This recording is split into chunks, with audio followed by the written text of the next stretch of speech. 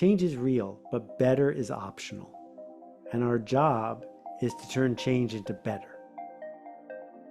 Welcome to Technovation. I'm your host, Peter High. My guest today is Seth Godin.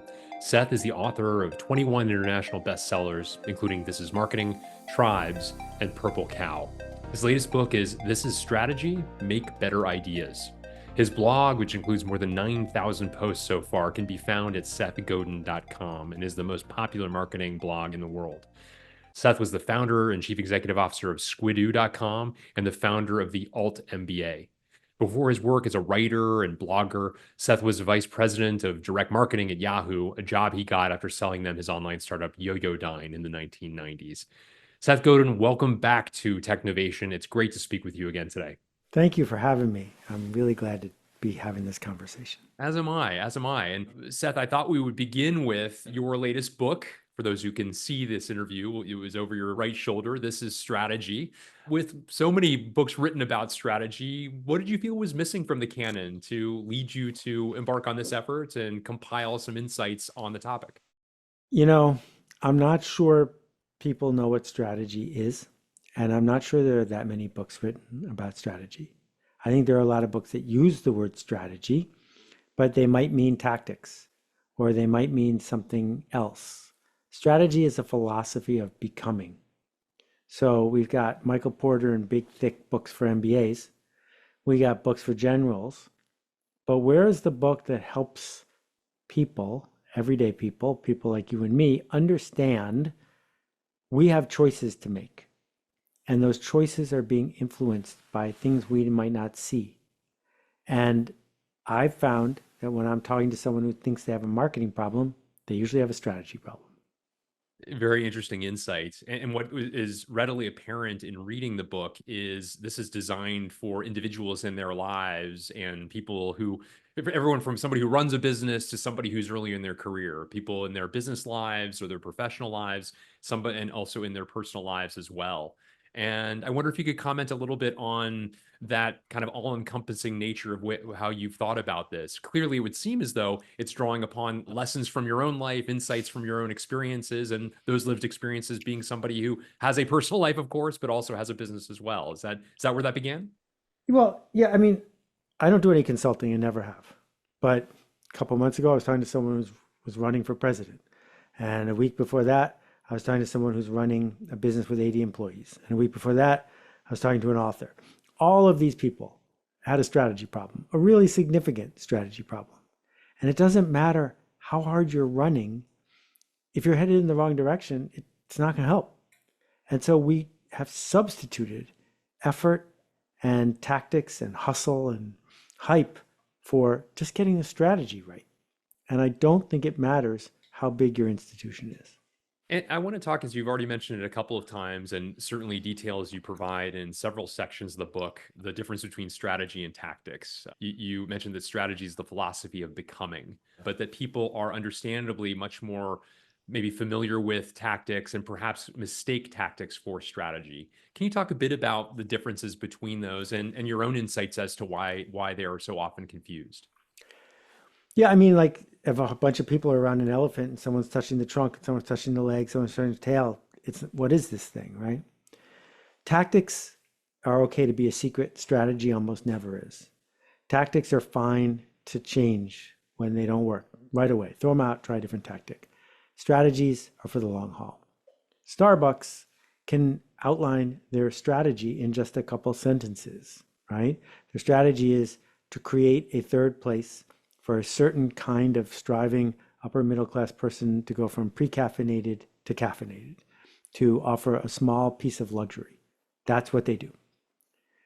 How many tactics can I come up with based on that strategy? Hundreds and hundreds of them. And if pumpkin spice lattes don't work, well, let's go try this other thing. But the strategy hasn't changed since Howard Schultz showed up, right? Apple's strategy is to develop digital luxury goods to raise the bar for people who have good taste about interactions in digital. Once you have that, then you can come up with all these different kinds of tactics. So you better be able to tell me the change you seek to make and who are you seeking to change. If you can't outline those two things, then you're just doing your job, but you're not doing the work. And you've just listed a couple of good examples, Starbucks, Apple. To what extent is simplicity, as you just kind of reeled off your understanding of each of theirs, to what extent is simplicity an important aspect of this, of explaining what is, of course, a profound topic and what is meant to be kind of a North Star for those who would be following the strategy? This is a fantastic question that no one has asked before. What does simplicity mean? I mean, are Newton's laws of physics simple? Well, they are once you understand them. But if you didn't and you were busy trying to turn lead into gold and thought that the earth had this weird thing going on with apples, then it was a mystery, right? So the strategy of Ted or the strategy of Ronald Reagan are simple after the fact. But you don't just blurt out a 2-sentence elevator pitch. No one buys anything on an elevator anyway. What you need to do, it's okay if it takes 10 sentences. What makes it simple is you can't reduce it any further than that. And especially, it would occur to me at least that the extent to which a profound statement can be reduced to something that itself can be remembered, then it can be a guidepost that others then follow, right? That when a decision is to be made and somebody's at a crossroads, that perhaps the memory of that idea will help them determine whether to go right or left. Is that fair enough, Seth? So this touches on something that's critical for your listeners. Most institutions with CIOs, et cetera, give very talented, skilled people a rule book and say, here are the steps. And they refuse to let them help move the thing forward by inventing better tactics. My friend Jonathan has explained to me the difference between an Air Force pilot and a Navy pilot. Air Force pilots get 40 volumes of rules, and it says this is exactly what it is to be an Air Force pilot. Navy pilots get one book of the things they're not allowed to do, and then they're supposed to figure it out. If you want innovation and resilience, you have to trust your people to execute on the strategy without you telling them every single tactic. Very well said. How inclusive should strategy setting be from your perspective? Let's take an organization as complex as an Apple or a Starbucks, or others even that just have hundreds of people. Optimally, do you see this as a small cadre of people who are contributing to it, or is it something that is meant to be more inclusive? And especially if it's the latter, which of course is a bit more complicated just in terms of volume of voices, how might that be accomplished from your perspective? In my experience, one person is the right number. And maybe one person with a sounding board. Most people don't want to get on a cruise ship and then have a vote as to where the cruise ship is going to go. They want to hear, this is the cruise that's going over there. Get on if you want to come. And I've worked with a lot of nonprofits in my career. And every time I see a nonprofit take a breath and try to include everybody in rethinking their strategy, it's a mess. That's not why people signed up. They signed up because they want to see the bat signal, they want to get the tools they need, and they want to make a difference. But if it's an institution or an organization, I think the boss's job at some level, whether it's your title or not, is to say, this is our strategy. The book is structured so different from any of your books, and I would say different from most books, in as much as rather than having chapters that organize this into different topics, that several ideas all related to the same topic that then forms chapter 1 versus 2 versus 3 and so on. It is 295 ideas that are developed one by one by one by one, or revealed, I should say, one by one. I want to get into the development actually. How did you go about writing this book, and how was that a different process, as clearly the outcome is so different from past books of yours, that in order to formulate this? So let's think about how human beings learn about things like food. When you're little, your mom doesn't say, we're going to do all the vegetables from A to Z, and then we'll go to the other aisle of the store and we'll work our way through the food pyramid. No, in fact, there's peas, and then there's Lego, and then let's play outside. Oh, now there's potatoes. That's how we learn. We don't learn with Linnaeus and a taxonomy unless it lends itself to a taxonomy. And as I was writing the book, I realized there wasn't a taxonomy available to me. And anything I was going to do was going to force it. And that would make it hard. Like I couldn't keep talking about systems unless I started talking about games. So I finished talking about systems. You were left hanging because you didn't know what I meant when I was talking about games. So I had to go back and forth.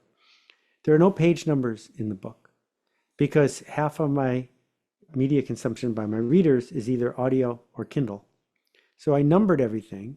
So you could say to your coworker, let's talk about 147. And you all can know what 147 is.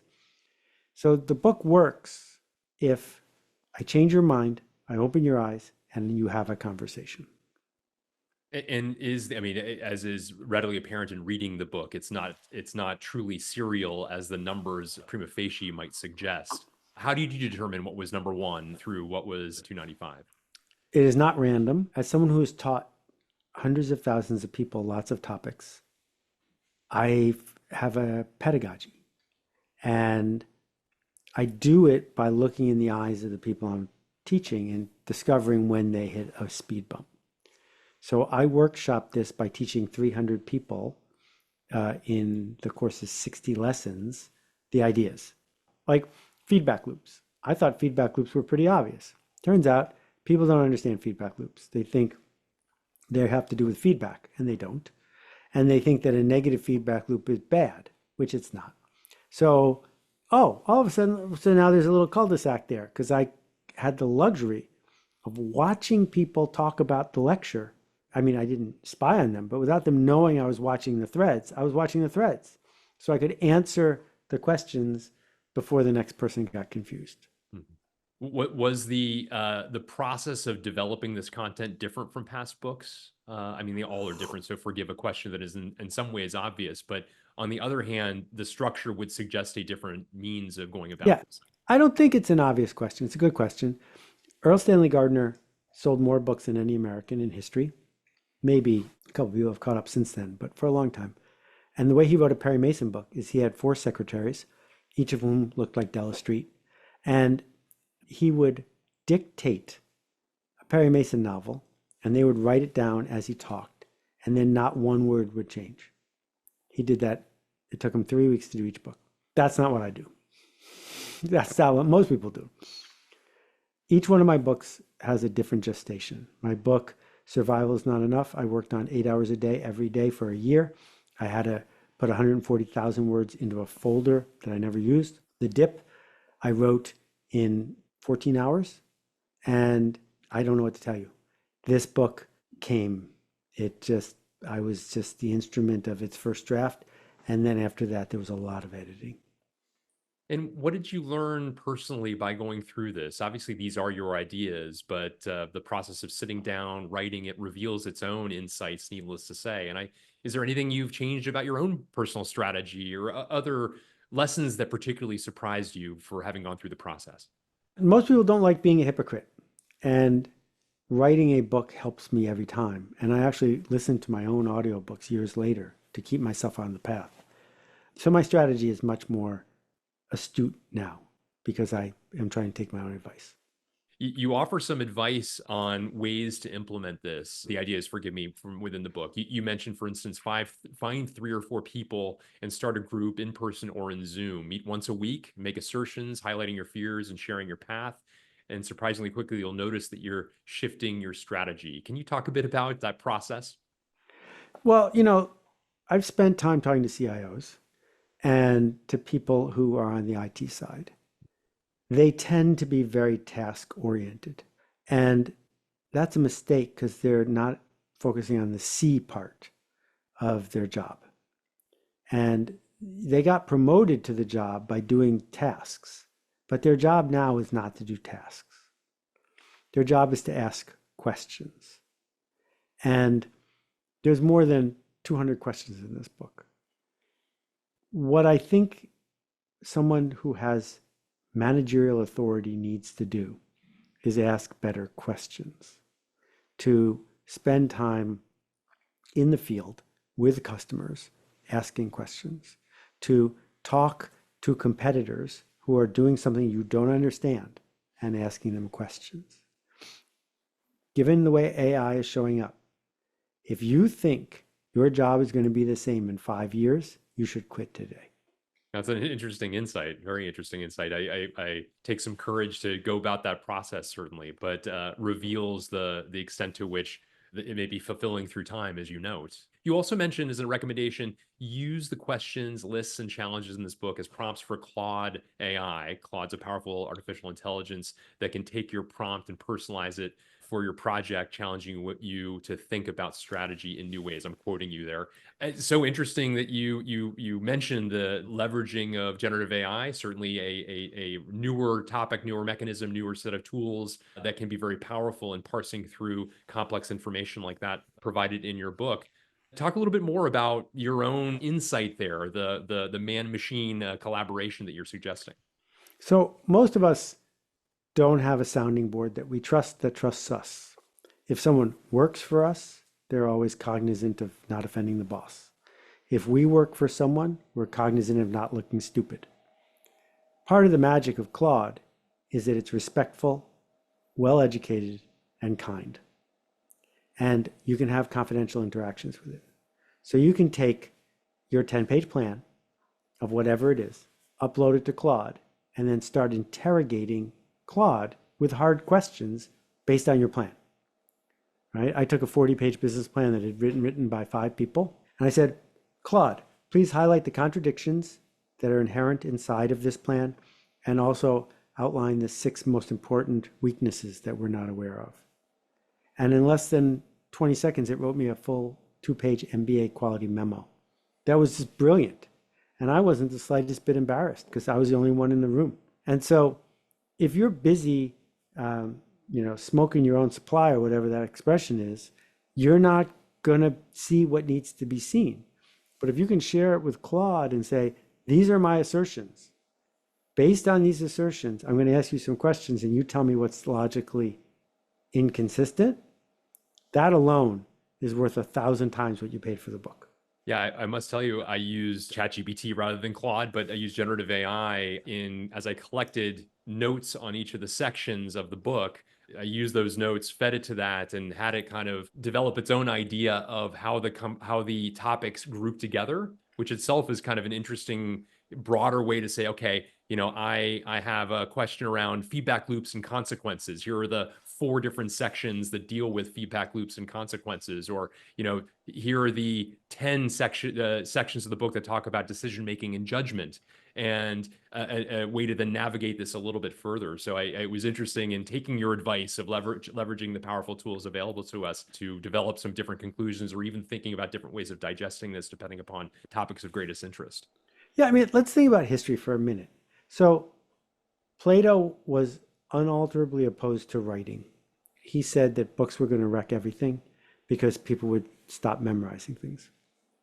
But after that, we had 500 to 1,000 years when the typical educated person only had access to a couple dozen books. And it's very recently that, there's a TikTok, there's a YouTube, that everything is just a click away. And so we're getting this surface thing going on here. And if I'm going to bother writing a book, I better provoke something deeper than that. Because I know in one blog post, I can reach more people in a day than a book reaches in a year. So why bother? And the answer is because when you hold this artifact, it demands something. And I'm very honored that you have dove in the way you have, because that's the point. You've talked a little bit about your thoughts about leveraging generative AI as a powerful resource. More broadly across your work, are there new ways in which you're thinking about or have explored employing it in what you do? I made the decision that every word that has my name on it will be written by me, because it's very tempting to not do that. But what I do with Claude, and the reason I don't use ChatGPT very much is I find it's an arrogant jerk and it lies to me. And it doesn't like it when I call it out online to me. So I still use it if it's doing something I can't do anywhere else. But Claude's my buddy. What I find Claude is really good at for my work is I say, here are 6 bullet points. Please tell me 6 more bullet points that belong on this list. And about half the time, it will find a bullet point that's brilliant. And then I will go explore that and make it my own. But it's great at that. It's great at finishing a list. If I may, how many tools did you explore before you found your buddy? Well, I use Perplexity. That's my new search engine. And I always forget the name. It's not Dreams Time, but it's something that starts with the word dream that I used for first draft of illustrations. So if I'm missing any that are important, you should tell me. Oh, and I've got Numerai uh, hooked up to my spreadsheets. That's also a fascinating tool that people should be aware of. You can bring Chat GPT into a spreadsheet, a Google Sheet, just by calling a command. And so, for example, I had a list of 100 bookstores, and in column F, I wrote phone number, and it looked up the phone number of all 100 bookstores for me. Different uses based upon the use case, Yeah. how best to do this. If I may, how is your process of prompting the generative AI evolved over time as this conversation continues with the various tools that you use that you've mentioned? Well, I mean, I majored in computer science poorly in the 80s, but now I can code again because I just have it write me the code and then I have it debug the code because the code it writes never works. But I'll give it the error and it will do better, right? I find Claude responds very well to uploaded documents. That's how I establish this structure. And then I ask it to adopt a voice, right? So pretend you're Peter High, do the following, and it will give me a different kind of answer. And I will confess, I often say, what would Seth Godin say? And now I know, because it's read 3.2 million of my words. Now I know it's going to be at my speed because it's my speed. We talked about this a little bit in past conversations, but I would love to understand now with the passage of a couple years since we last were together and went on the record. Talk a bit about your intellectual wandering process, which must change, as time goes on, as new interests develop. I find it so interesting how broad, and this book in many ways different from other books really speaks to your Catholicity, the diversity of the ideas that appeal to you. You're a polymath, and it shows by virtue of those things that the strange and interesting connections you draw to feed the thesis of the book. And so, anyway, I'd be interested. I know this sort of introspection isn't something that it comes naturally to you, but anything you care to share about your intellectual wandering. Oh, first of all, you're way too kind to me. Secondly, there's a whole pile of literature over there that I will never read because I just don't have the patience. Third, James Glick was an enormous shortcut for me. I listened to 5 of his books in the last year. Strong recommend. Brilliant, breathtakingly broad. So if I'm mentioning something, it's probably because James Glick mentioned it, not because I found it in the stacks of the New York Public Library. Mm-hmm. It's Gleick. Just to give you one little insight that just completely blew my mind. If you went to someone in 1700 or 1500 or 1825 and talked about the idea of going back in time or going forward in time, they would have no idea what that concept was. We just take it for granted that a time machine is like a shadow. I mean, of course, once you know what time is, you have to imagine that there's a time machine.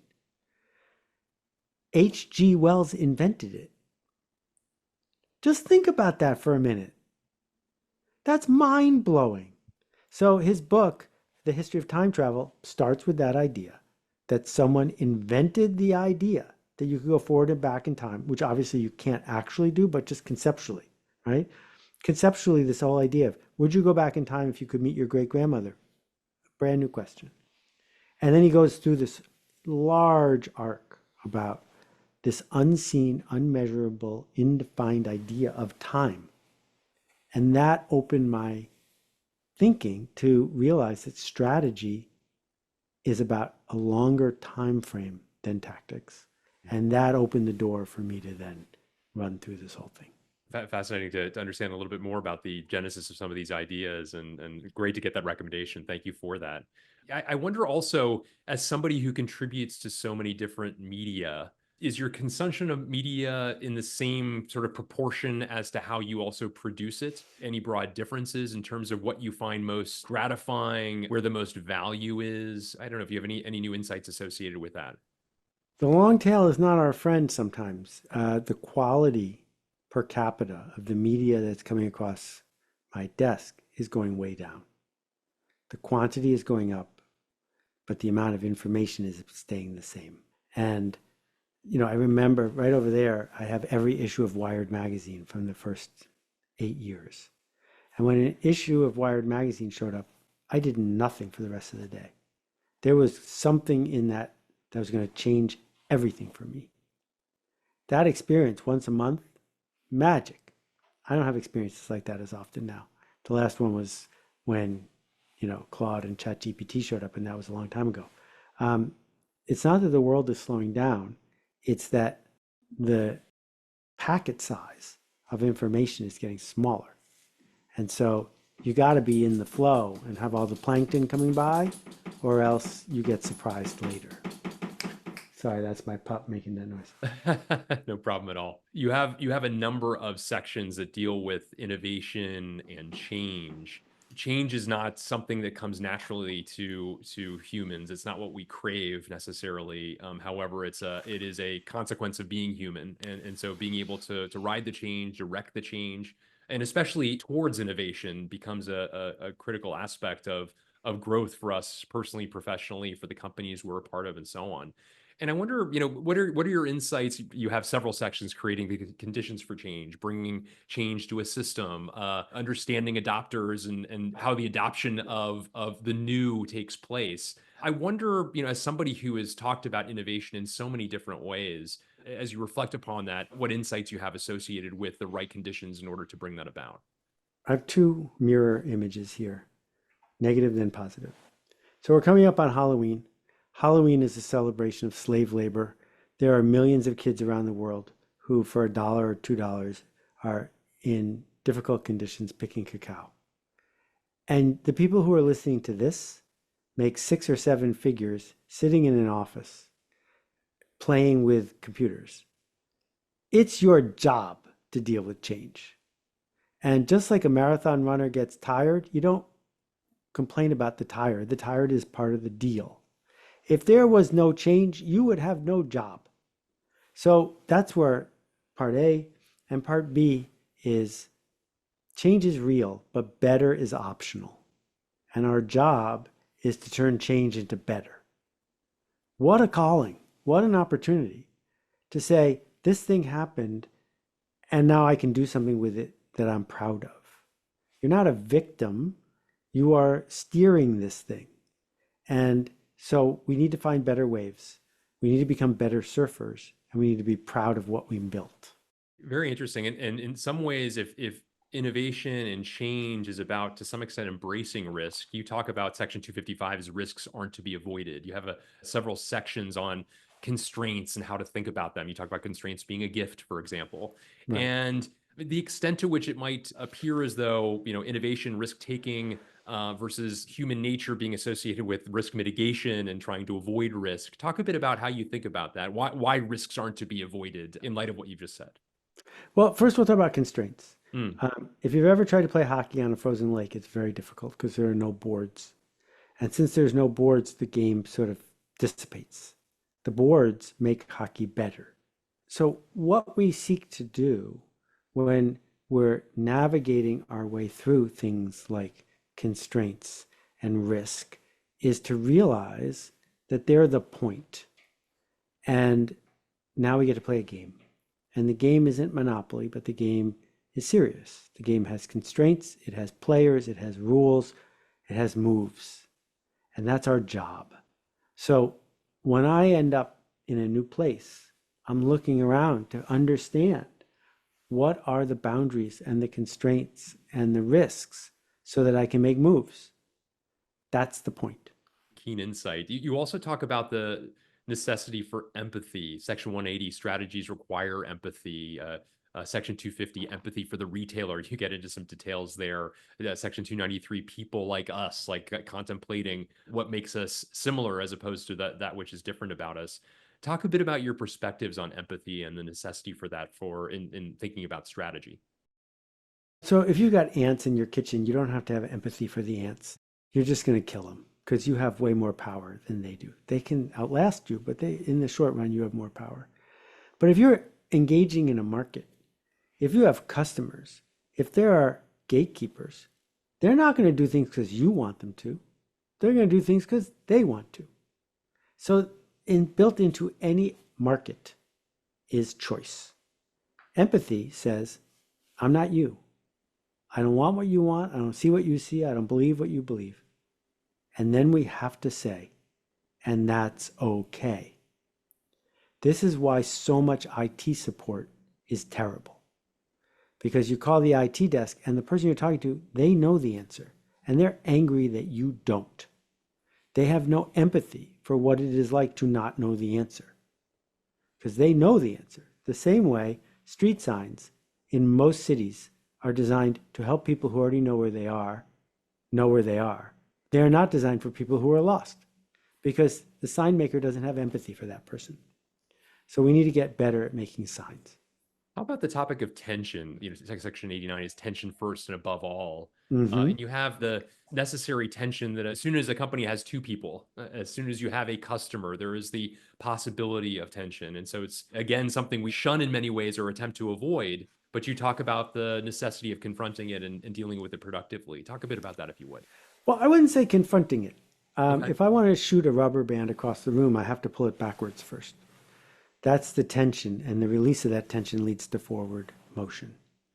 If I say, knock, knock, and you say, who's there, tension is created because you are waiting for me to say the next part.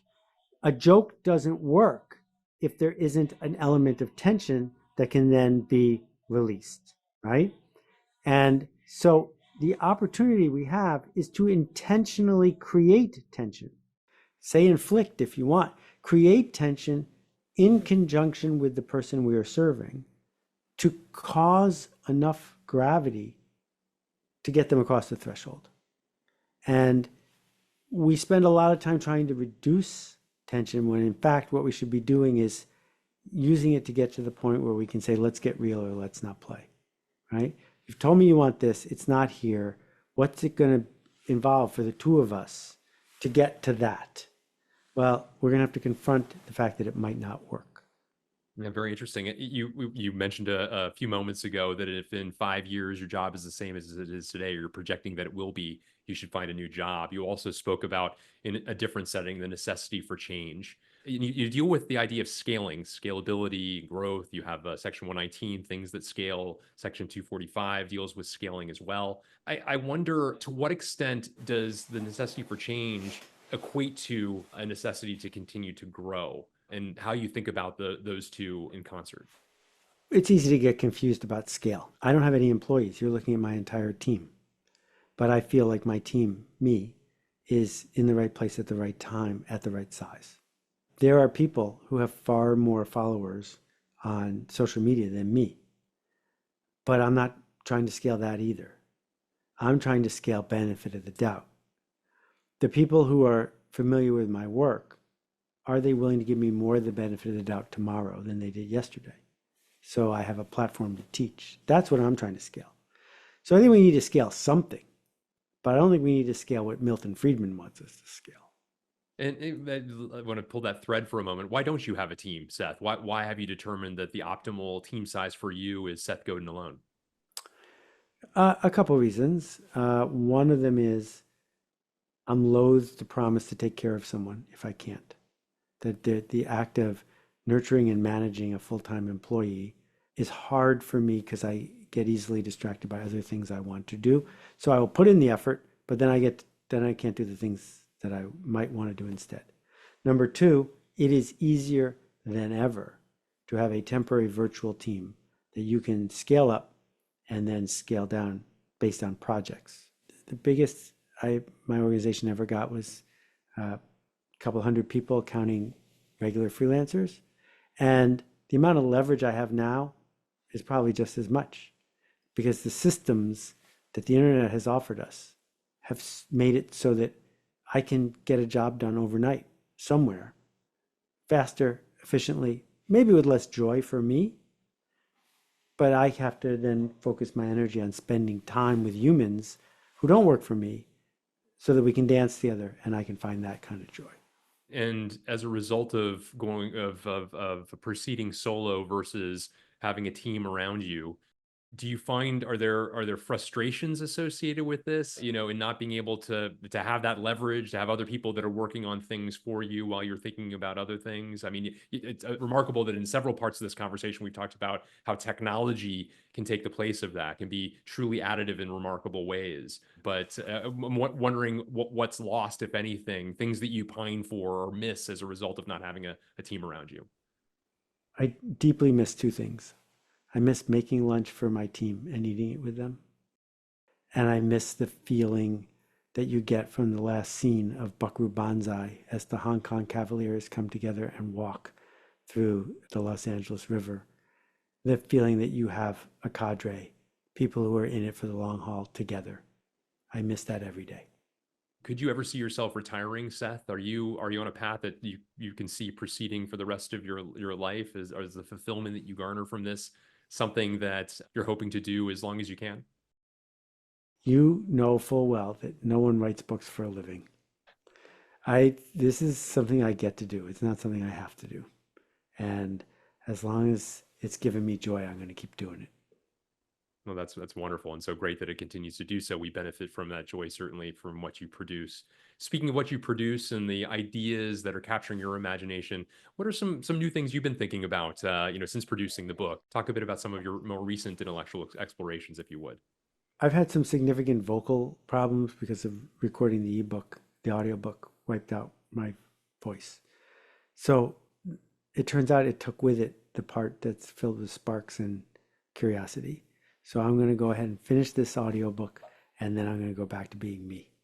You've been generous also in offering some additional recommendations. Anything else that you'd particularly recommend that you've recently watched, listened to, and/or read? I'm still amazed that there are some people who haven't read the first volume of Dune. Not the movie, which was fine, but the first volume. I'm still amazed that people haven't read The War of Art and the Art of Possibility, Lewis Hyde's The Gift. These are foundations for me, and I can't imagine not knowing about them.